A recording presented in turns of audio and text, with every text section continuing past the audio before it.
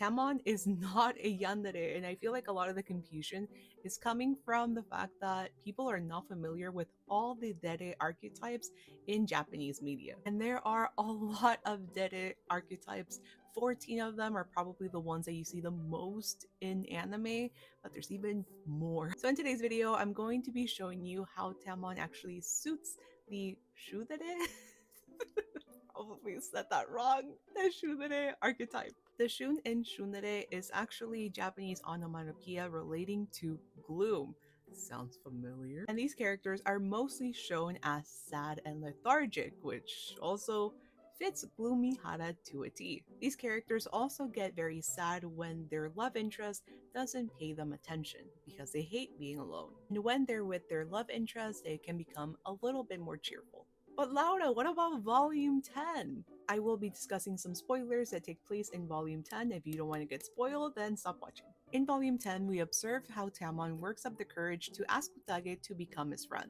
And when Utage is hesitant to become his friend officially, we do see another side of Tamon pop up. And these are the specific panels that have people convinced that Tamon is a yandere. This is when Utage rejects them. And yes, he becomes a completely different Tamon. I do want to remind people that this is a trauma response to how he was treated as a child.